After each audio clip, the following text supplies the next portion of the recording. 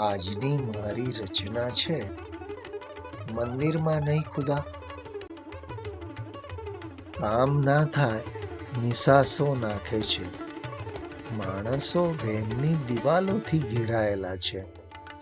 સૌના મનમાં જ વસે છે શંકા.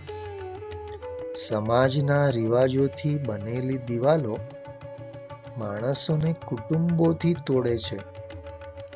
સંબંધ શબ્દની સમજ નથી સૌને. વર્ષો લાગે છે જોડતા અને તોડવા ક્ષણો જ પૂરતી છે. ઈચ્છાઓની ચિતા પર સૂતા રાત્રે જીવતા મળદા જોયા છે. કેટલીક વ્યક્તિઓ જીવનમાં ભટકાય છે.